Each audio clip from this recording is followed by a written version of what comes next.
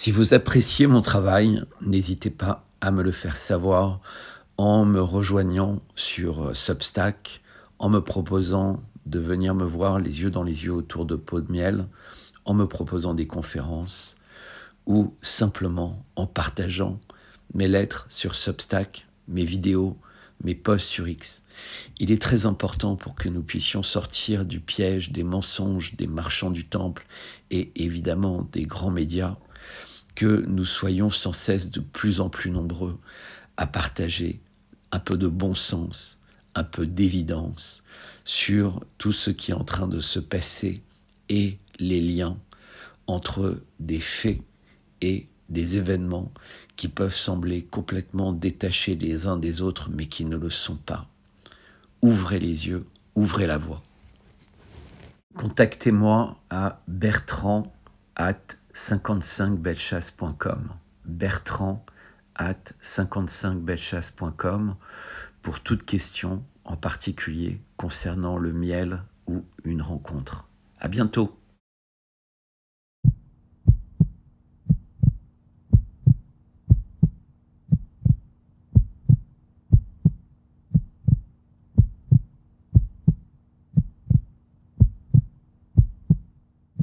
Alors, il n'y a pas d'installation stratégique et militaire là-bas.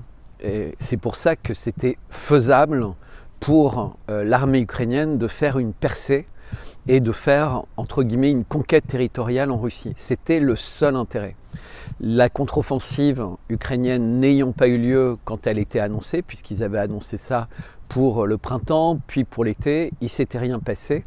Et donc, ils ont tenté un coup commercial, entre guillemets, un coup marketing, en mobilisant plus de 3 divisions, plus de 30 000 hommes, en phase de course avec énormément de matériel militaire OTAN, beaucoup de mercenaires, pour faire un coup d'éclat. Et ça a été un coup d'éclat, puisque médiatiquement, tous les journaux, que ce soit en France, dans toute l'Europe et aux États-Unis, ont dit « Regardez, la Russie n'est pas invincible, le territoire russe peut être conquis relativement facilement, puisque l'armée ukrainienne, que tout le monde disait défaite par l'armée russe, vient de conquérir un immense territoire et continue à avancer. » Et c'était puisqu'au début de cette incursion, ce qui surprenait le plus de monde, c'est que pendant plusieurs jours, l'armée ukrainienne continue à avancer. Mais personne n'avait imaginé qu'une telle proportion de soldats avait réussi à passer inaperçus vis-à-vis des Russes. Et pourquoi ils étaient passés inaperçus? Parce qu'en fait, c'est une zone sans intérêt stratégique, ni pour l'Ukraine, ni pour la Russie.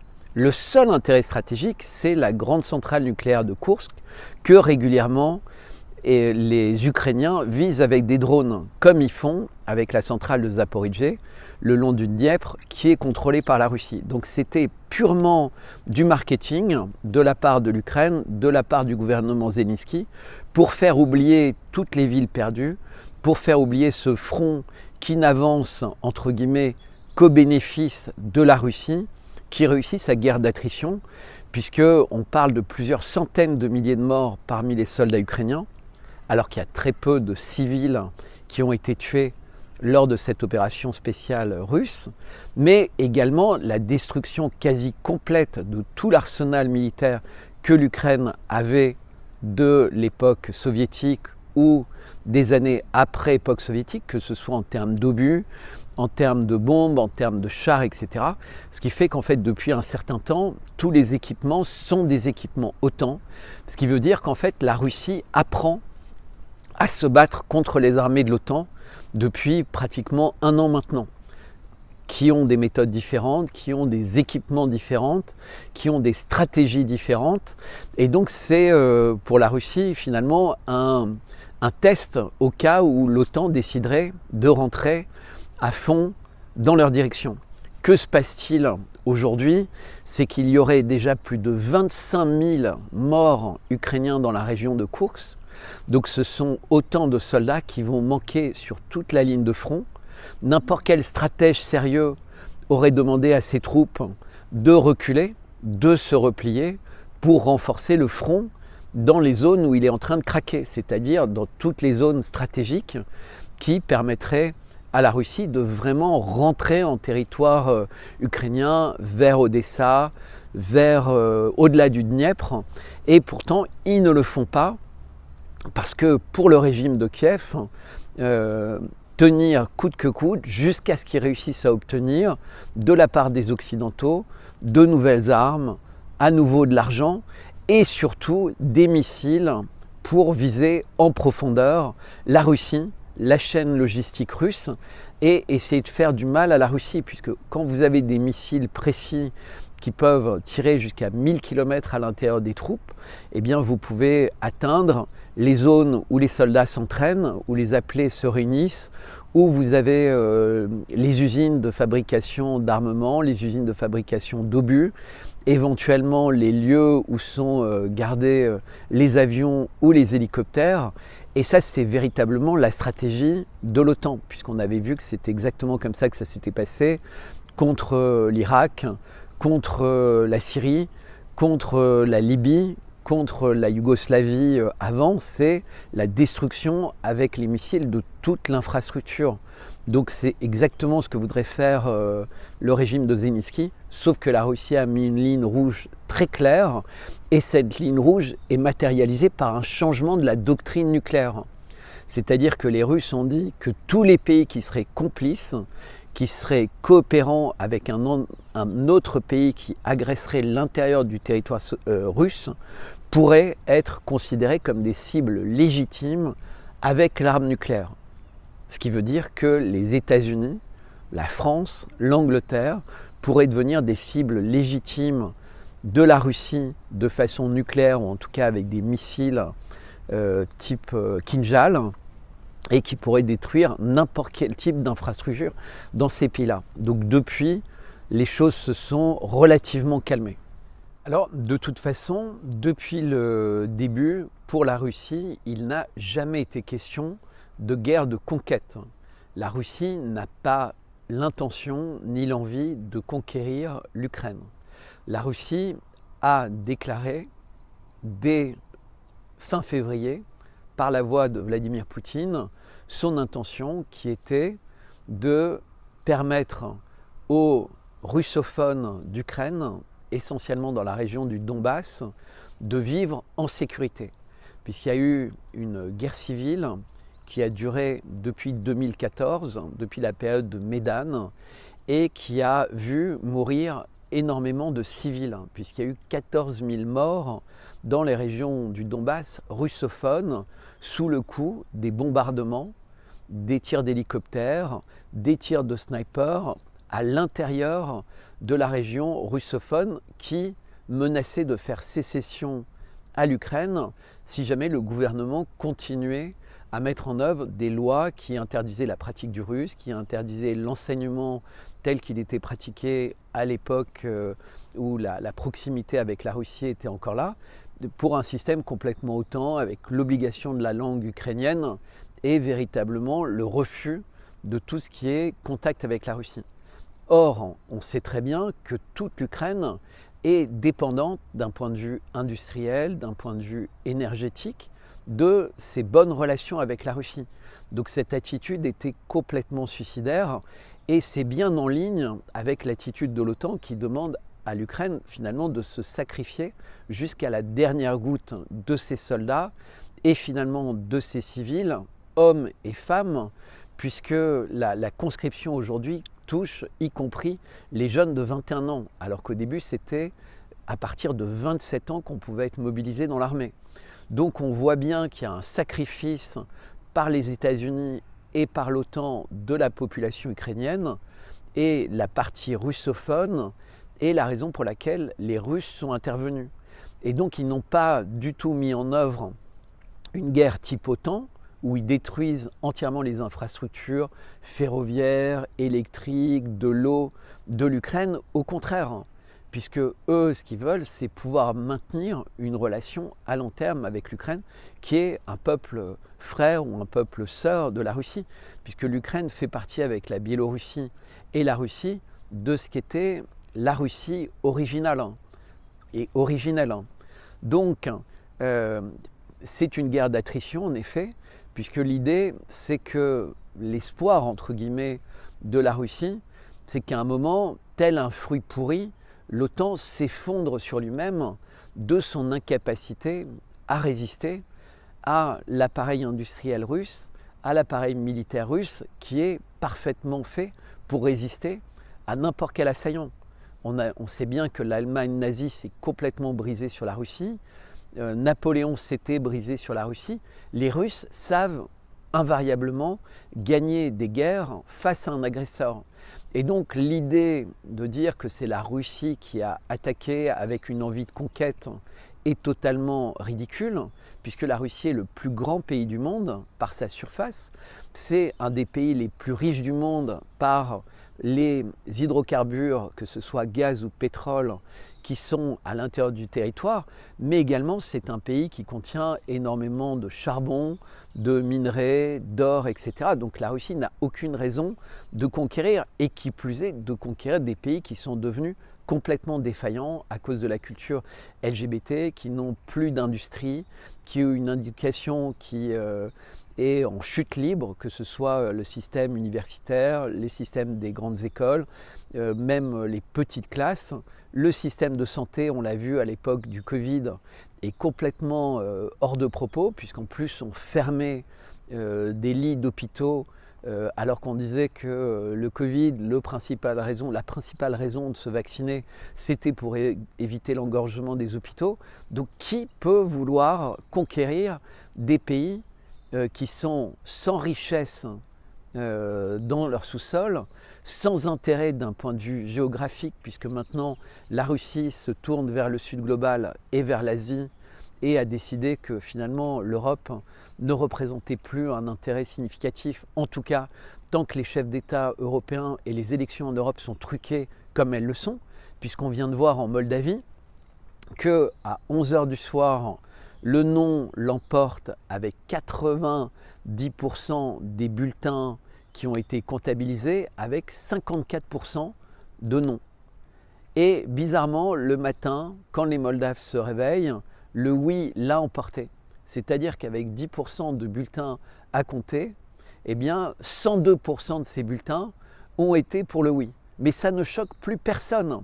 C'est-à-dire que ce soit aux États-Unis, que ce soit en France, que ce soit partout, on a véritablement un système de censure dans les médias, un système de triche dans les élections, un système de forcer les citoyens à prendre des injections et à faire des choses contre leur gré avec les suspendus, etc. Donc la Russie n'a aucune envie de conquérir des pays qui sont comme ça. Ils ont déjà suffisamment d'efforts à faire chez eux parce qu'ils souffrent de ces 10 ans où ils ont laissé le système mondialiste véritablement dépecer l'économie du pays, essayer de tout détruire. Il a fallu 25 ans à Poutine pour remettre la Russie complètement debout, à rendre les Russes fiers de leur pays. Donc ils seront ravis, entre guillemets, si des conditions de paix raisonnables ont lieu. Mais s'il faut attendre que l'OTAN s'effondre sur lui-même, ça ne pose pas de problème aux Russes. Ils ne veulent pas conquérir. Ils veulent juste créer une barrière tellement solide que l'Ukraine, aux ordres de l'OTAN, va s'écraser dessus. C'est juste un sacrifice de générations entières d'Ukrainiens qui est totalement regrettable, puisqu'on est à une époque où la démographie, que ce soit en Europe, mais d'une façon générale dans le monde entier, va être un des enjeux les plus durs, puisque la natalité a considérablement baissé. Alors, pratiquement tous les équipements d'origine ukrainiens ont été détruits au cours des 2 premières années par l'armée russe. Encore une fois, c'est une guerre d'attrition. Donc des centaines de milliers de soldats ukrainiens sont morts, malheureusement, et des milliers de chars ont été détruits, des milliers de camions, d'obusiers, d'orgues de Staline, etc., ont été détruits. Et donc, pratiquement depuis le début de l'opération spéciale, mais de plus en plus au fil des mois, les Occidentaux ont fourni aux Ukrainiens énormément d'équipements lourds, mais également d'équipements aériens, de missiles, de conseils, de mercenaires. Et ça s'est accentué au fil des mois, et ça venait évidemment des États-Unis, du Canada, d'Australie et d'une façon générale de tous les pays européens. Et donc, qu'est-ce qui s'est passé? C'est que maintenant, à peu près 80% du matériel qui est utilisé au front est du matériel occidental. Et donc, comme c'est du matériel qui est à haute technologie, que ce soit en termes de communication, en termes de visée, etc., et que l'armée ukrainienne n'a pas le temps d'être renouvelée et d'être formée, etc., même si en ce moment, il y a plusieurs milliers de soldats ukrainiens qui sont formés en France, dans la région de Soupe, et c'est une grande fierté de Macron, mais il y en a aussi des milliers qui sont formés en Allemagne, qui sont formés en Angleterre, qui sont formés en Pologne. Eh bien, ils n'ont pas le temps d'être formés totalement aux équipements. Et donc, il y a beaucoup de mercenaires qui sont là pour piloter les chars, pour piloter éventuellement les avions, quand des avions F-16 commenceront à arriver ou des Mirages français seront livrés, comme ça devrait être fait d'ici la fin de l'année ou le début de l'année prochaine, pour essayer de reprendre un peu le contrôle du ciel. Et donc, on a aujourd'hui, et surtout dans la région de Koursk, évidemment, beaucoup de matériaux. Et pour les Occidentaux, c'était en même temps une vraie opportunité, puisque comme en apparence ça a été un succès, ça a donné l'impression, un peu comme un salon militaire, que finalement les matériaux OTAN, quand ils étaient bien pilotés par des troupes formées, nombreuses, etc., étaient capables de percer très largement les lignes de défense ukrainiennes. Et c'est exactement comme ça que ça a été présenté dans les médias. Regardez à quelle vitesse les chars occidentaux sont entrés, les jeeps, les soldats, les militaires. Il faut qu'on en donne plus parce qu'on va réussir à vaincre la Russie. On sait très bien maintenant que quelques semaines après, c'est un échec total, puisque les Russes se sont complètement réorganisés. Plus de 25 000 morts d'après les chiffres fournis par les Russes. Pratiquement la totalité des matériaux lourds ont été détruits. Il reste entre guillemets des poches de résistance qui sont bien installées, qui sont bien campées dans des ruines d'immeubles. Donc on sait à quel point ça peut être difficile de déloger comme ça en milieu urbain, surtout que la Russie n'a pas l'intention évidemment de tout détruire, puisqu'il pourrait envoyer quelques bombes et détruire et tuer entre guillemets tous les militaires. Ce n'est pas leur intention, et de toute façon la Russie a une stratégie très claire, elle a une ligne de front avec une stratégie très claire, elle s'y tient. Et la région de Koursk n'est pas véritablement une priorité. Donc ce qui est également la conséquence de tout ça, c'est qu'il n'y a même pas en cas de repli beaucoup de matériel qui pourrait être sauvegardé. Donc au-delà du fait que pratiquement tous les soldats et les matériaux ont été détruits, mais qu'il en reste quand même des milliers qui seraient beaucoup plus utiles ailleurs, eh bien ils ne sont pas renvoyés de là parce qu'en fait, d'une part, ils sont exténués. Ils n'ont pas été remplacés, c'est-à-dire qu'on a des soldats qui sont vraiment sur la ligne de front et qui ne peuvent pas être remplacés, ce qui est une catastrophe, puisque quand on est sur une ligne de front, il faut être capable de remplacer les soldats toutes les 3-4 semaines pour qu'ils puissent se reposer, qu'ils puissent panser leurs plaies, etc. Là, ce n'est pas du tout le cas. Donc, c'est des soldats qui vont véritablement s'effondrer, qui risquent d'ailleurs de déserter, etc. et qui perdent toute motivation. Mais ce que le régime de Kiev sait également, c'est que s'il abandonne la région de Koursk, c'est le front dans son ensemble qui perdra, entre guillemets, c'est-à-dire que tous les soldats qui sont motivés aussi à cause de ce qui est présenté comme un succès, qui serait possible partout sur le front, ce qui évidemment est faux, mais les soldats ne sont pas forcément des gens très éduqués à la stratégie militaire globale, donc on leur dit c'est un grand succès, ils veulent bien y croire, mais si Koursk, d'un point de vue ukrainien, s'effondre, il est probable que tous les soldats et tous les Ukrainiens comprennent que la guerre est perdue. Ce que pour l'instant, ils commencent à comprendre, mais pas de façon aussi nette qu'en cas de recul à Koursk par les derniers Ukrainiens qui tiennent, donc le dernier sang ukrainien de soldats ukrainiens qui tient encore une partie de cette région. Mais l'Occident est toujours fier quand il y a des situations qui peuvent leur permettre de donner l'impression aux opinions publiques que la Russie va tomber, que la Russie va perdre cette guerre et que toutes les personnes qui disaient que la Russie ne pouvait pas perdre, que l'Ukraine avait déjà perdu, que s'étaient trompées. Donc on est purement dans des éléments de langage, on est dans du bourrage de crâne des opinions publiques. C'est la Russie, c'est une dictature, la Russie tue des journalistes, les élections en Russie sont truquées, l'industrie russe est vacillante, les sanctions vont mettre la Russie à genoux et l'Ukraine réussit à conquérir du territoire russe. Voilà ce que les Occidentaux entendent. Et par ailleurs, ils entendent que s'il y a de l'inflation, c'est la faute de Poutine, que si les entreprises ont des difficultés, c'est la faute de Poutine. En réalité, la Russie est responsable de tout, alors que la Russie ne serait capable de rien. Et donc, n'importe quelle chose qui pourrait permettre d'expliciter ça va être utilisée. Mais aucune personne sérieuse n'est invitée dans les médias pour expliquer que la région de Koursk, à part la centrale nucléaire, n'a aucun intérêt stratégique, pour expliquer que l'industrie russe et la Russie a une très forte croissance économique, pour expliquer que la Russie n'est pas du tout isolée. Le président russe vient d'accueillir à Kazan plus de 36 délégations, dont le président Xi Jinping en personne, le premier ministre Modi en personne, le président du Venezuela, Maduro, qui est venu, le président des Émirats arabes unis, le président égyptien, énormément de présidents, plus de 59 pays où envoyer des journalistes, il y a plus de 20 000 délégués qui sont là pour comprendre à quel point les BRICS sont en train de proposer des systèmes qui permettront de contourner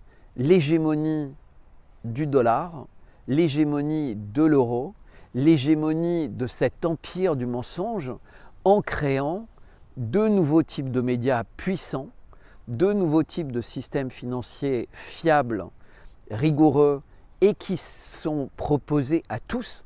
C'est-à-dire que même la France, qui est plus endettée qu'aucun autre pays européen, puisque la France est à plus de 115% de son PIB de dette, alors que la Russie est à peine à 10 ou 15% de dette, la France pourrait avoir besoin des BRICS pour financer son redressement à terme, puisqu'en fait, on n'est plus du tout fiable pour aucun financier anglo-saxon en tant que pays. On est en situation réellement de banqueroute comme les États-Unis. Et donc, c'est une chance finalement pour les pays des BRICS, et ça a été une chance pour les Russes, même si c'est toujours une très mauvaise nouvelle de se faire voler plus de 300 milliards de dollars et d'euros, puisque c'est ce que les Occidentaux ont volé aux Russes au début de l'opération spéciale, c'est que maintenant, ils sont complètement déconnectés de ce système malsain, de ce système qui est en train de pourrir sur lui-même et de ce système qui est comme une gangrène ou comme un cancer qui a essayé de métastaser dans le monde. Et grâce aux BRICS, grâce aux Russes et aux Chinois principalement, eh bien, il y a un remède qui est en train de se mettre en place, d'une part pour protéger, mais maintenant pour soigner et pour faire croître un nouveau monde à l'intérieur duquel les relations peuvent être constructives, les relations peuvent ne pas être opportunistes, elles peuvent être équilibrées, et surtout, il n'y a pas un ou plusieurs acteurs qui imposent leur vue au monde. Mais ça, les médias occidentaux ne le disent pas. C'est-à-dire qu'aujourd'hui, dans les médias français, par exemple, on parle essentiellement du succès ukrainien à Koursk, du besoin d'avoir des missiles qui frappent la Russie en profondeur, mais pas du tout de ce qui est en train de se passer du côté de Kazan. Parce qu'en fait, on ne veut pas que les Français, et c'est pareil aux États-Unis ou partout, comprennent ce qui est en train de se passer. Et ce qui est en train de se passer surtout, c'est que l'Iran, qui avait été complètement isolé du reste du monde, et qui est un pays extrêmement puissant, avec une population bien éduquée, etc., est en train de rejoindre ce nouveau monde avec la Chine et la Russie, ce qui effraie évidemment les États-Unis et leurs partenaires Israël, c'est de voir que cette puissance régionale qui est l'Iran, qui était en train effectivement de s'effondrer sous le poids des sanctions et qui aurait pu succomber à des guerres civiles, à des révolutions de couleur, etc., comme d'autres pays, n'est plus du tout dans une situation où ça peut arriver. Et c'est peut-être ça qui explique la folie génocidaire d'Israël et de ses partenaires à la fois à Gaza, avec des visées expansionnistes, maintenant au Liban, également en Syrie, et les menaces contre l'Iran comme une espèce de course de vitesse avant que la Chine et la Russie n'aient réussi à préparer l'Iran non seulement à résister à ça, mais également à avoir des contrats et des accords militaires qui empêcheront tout acteur d'avoir des visées expansionnistes ou destructrices vers l'Iran.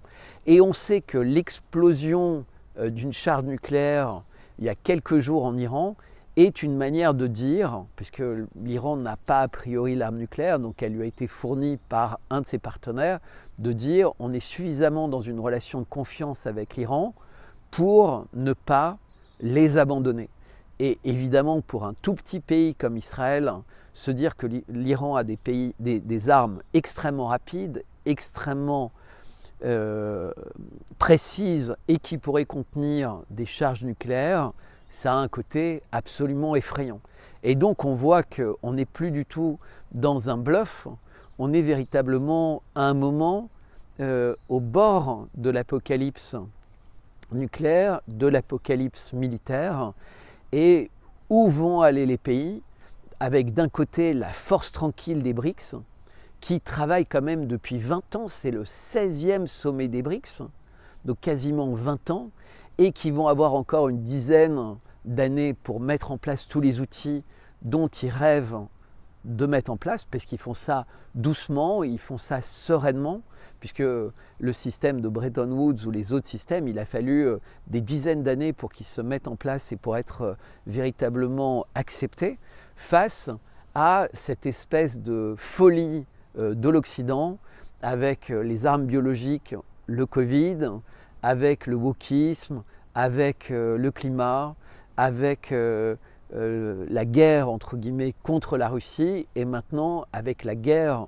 ouverte contre les musulmans, puisque cette guerre entre guillemets d'Israël est présentée dans de très nombreux pays comme la seule possibilité pour les pays occidentaux, chrétiens, qu'ils soient catholiques ou protestants, de résister à l'invasion musulmane.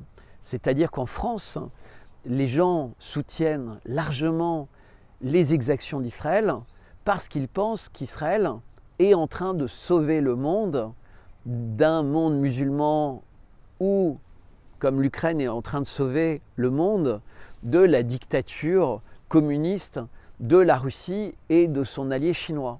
Et donc tout ça évidemment est complètement faux, complètement farfelu, puisque si on va visiter la Russie, ce qui m'arrivait régulièrement, eh bien on se rend compte que ça n'a rien à voir avec ça. C'est pareil en Chine, c'est pareil en Iran, c'est pareil partout, mais comme les gens ne voyagent pas, ils ont l'impression de voyager avec les émissions de télé, eh bien ils se laissent complètement berner par les idioties qu'on leur assène en permanence dans les médias.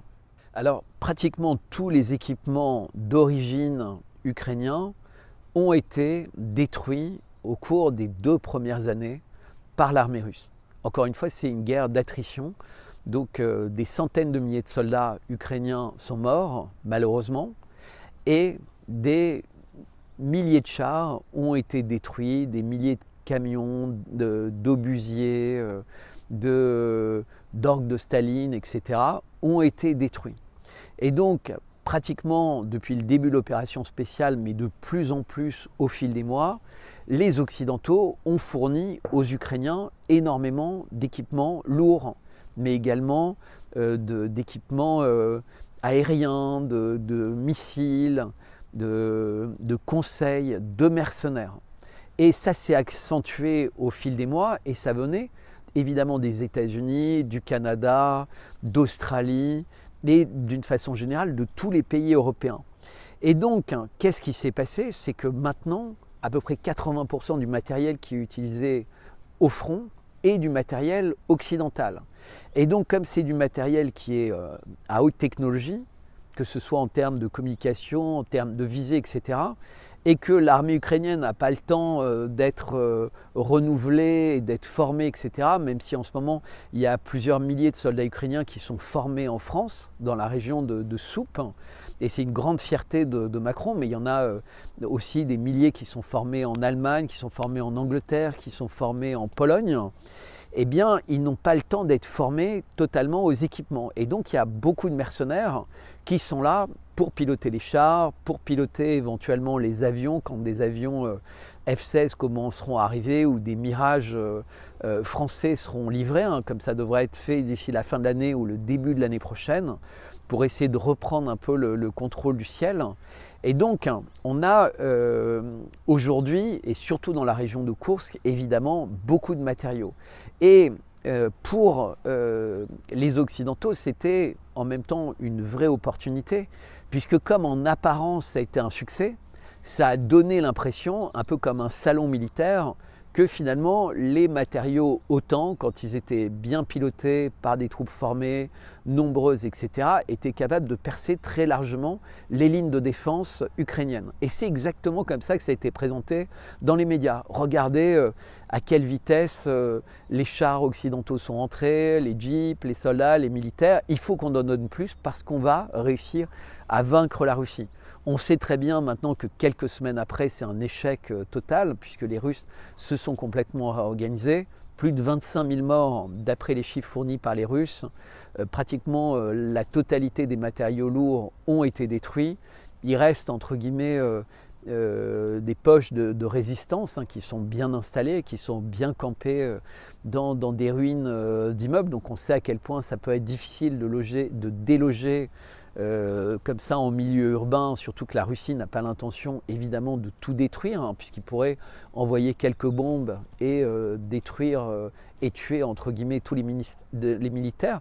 Ce n'est pas leur intention. Et de toute façon, la Russie a une stratégie très claire.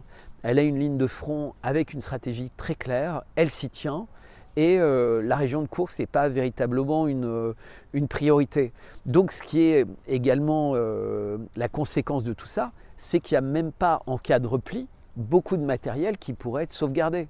Donc au-delà du fait que pratiquement tous les soldats et les matériaux ont été détruits, mais qu'il en reste quand même des milliers qui seraient beaucoup plus utiles ailleurs, eh bien ils ne sont pas renvoyés de là parce qu'en fait, d'une part, ils sont exténués, ils n'ont pas été remplacés, c'est-à-dire qu'on a des soldats qui sont vraiment sur la ligne de front et qui ne peuvent pas être remplacés, ce qui est une catastrophe, puisque quand on est sur une ligne de front, il faut être capable de remplacer les soldats toutes les 3-4 semaines pour qu'ils puissent se reposer, qu'ils puissent panser leurs plaies, etc.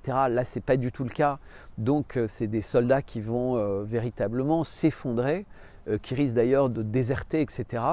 et qui perdent toute motivation.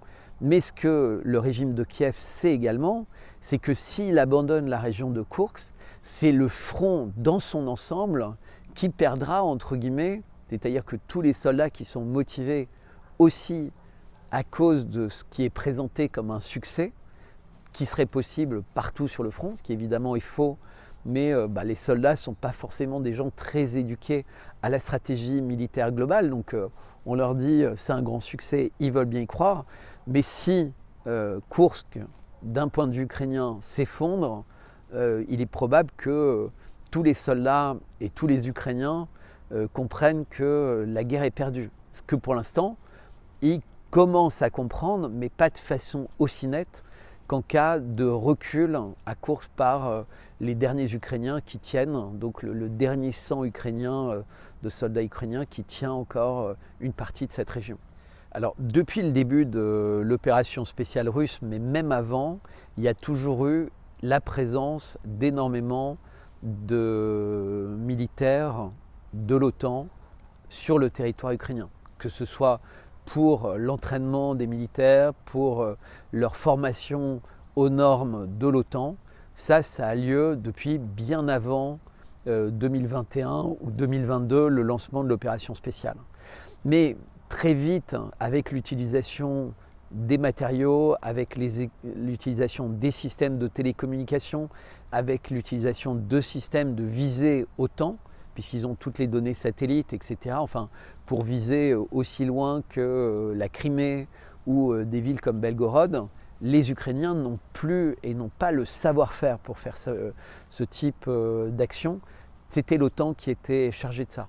Et pour beaucoup d'incursions, beaucoup de formations, il y avait énormément de militaires de l'OTAN. On a vu d'ailleurs qu'après le 8 octobre, il y a énormément de formateurs israéliens et de soldats israéliens qui ont quitté l'Ukraine pour aller sur le front de Gaza, entre guillemets. Mais on sait aussi qu'il y a beaucoup de Français qui sont là-bas. Il y a eu pas mal de morts, il y a eu, et qui ont été constatés, de Canadiens, de Polonais, d'Allemands, depuis le début. Et il y a eu énormément de prisonniers, par exemple pendant la campagne de Mariupol, qui étaient y compris des officiers généraux de l'OTAN, donc qui étaient très présents pour mener à bien la stratégie. Donc on a l'impression qu'à la fois le président ukrainien est un pantin qui est utilisé parce que c'est un ex-comédien par les présidents des pays de l'OTAN comme l'image entre guillemets de l'Ukraine, mais qu'en fait il est complètement manipulé pour agir selon les intérêts de l'OTAN. Et de la même manière, l'armée ukrainienne est complètement pilotée par des soldats de l'OTAN. Et le président Macron, d'ailleurs, à maintes reprises a dit qu'il avait l'intention d'envoyer jusqu'à 2500 soldats français, voire plus, sur le terrain en Ukraine. Les présidents d'État-Bal disent la même chose. Pour l'instant, les Allemands résistent. Les Anglais également disent la même chose.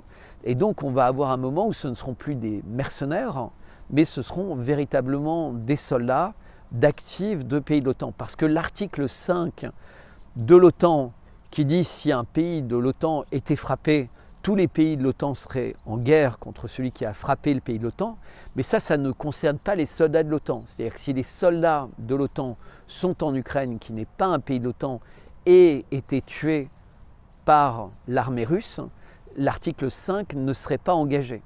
Et donc c'est toujours ce jeu par rapport aux règles de l'OTAN pour essayer tout le temps de voir jusqu'à quel point la Russie peut accepter les excès.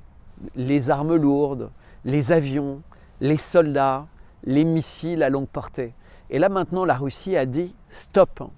Si vous avez des soldats, ce seront nos cibles privilégiées.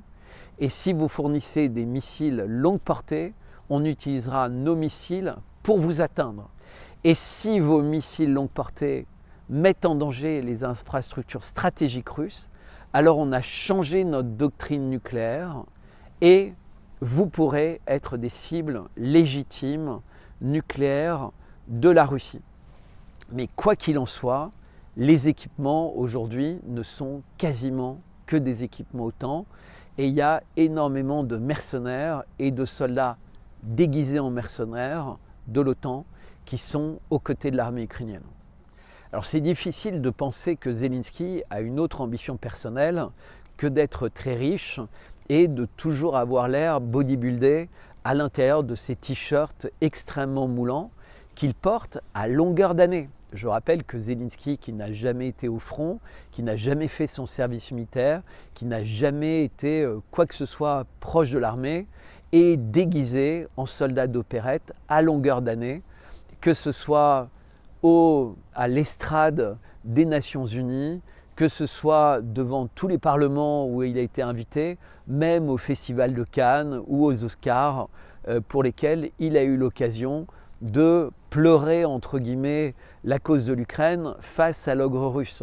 Donc, quelle est l'ambition réelle de Zelensky à part gagner des fortunes? Parce qu'en fait, ce qu'on constate depuis des mois et des années, c'est que l'Ukraine est une lessiveuse de milliards. Donc des milliards qui arrivent en cash dans les poches de maires de grandes villes, d'hommes politiques, de députés qui sont dans le bon camp, le camp de Zelensky, le camp de l'OTAN, le camp qui est contre l'Ukraine. On se rappelle qu'à la frontière de Hongrie, il y avait la femme d'un député qui avait été arrêtée avec 27 millions de dollars et 3 ou 4 millions d'euros dans le coffre de sa voiture. Mais c'est arrivé de très nombreuses fois. Et en ce moment d'ailleurs, pour se débarrasser d'hommes politiques devenus gênants, eh bien les services secrets russes vont chez eux et découvrent, comme par hasard, également des millions de dollars cachés. Évidemment, ils ne s'intéressent pas aux millions, aux dizaines de millions de dollars de Zelensky qui semblerait avoir acheté des maisons un peu partout. Alors qu'on passe son temps en Occident à dire que Poutine est l'homme le plus riche du monde, qu'il aurait des maisons de centaines de millions, qu'il aurait dépecé la Russie dans son intérêt personnel. Tout ça s'avère invariablement faux. Mais on sait, avec le scandale de FTX, la société de Sam Bankman-Fried, qui était une société de Bitcoin, qu'elle a été utilisée par les États-Unis pour faire des transactions en milliards de dollars avec l'Ukraine. Et il y a beaucoup de personnes sérieuses qui avaient enquêté pour dire que cet argent avait servi à financer la campagne de Biden et l'enrichissement de beaucoup de démocrates, puisque Sam Bankman-Fried, le président de FTX, était le plus gros donateur de la campagne de Joe Biden. Donc on voit un lien très fort entre les affaires de la famille Biden avec l'Ukraine, la corruption, etc. Donc l'Ukraine est quand même un pays très riche. Alors c'est sûr que pour l'Occident, c'est assez terrible parce qu'en fait la région du Donbass et la Crimée sont les régions les plus riches d'Ukraine. La Crimée à cause de son accès très important à la mer Noire, l'agriculture, etc. Et le Donbass à cause des mines, à cause des métaux rares, à cause des gaz rares et également à cause de l'industrie, puisque c'est la région industrielle d'Ukraine qui avait été séparée de la Russie. C'est-à-dire qu'au moment du démembrement de la Russie avait laissé partir en Ukraine une très grande partie de sa richesse pour montrer dans quel esprit les Russes avaient négocié dans les années 90 avec l'Occident qui les a invariablement trahis en avançant année après année vers Moscou.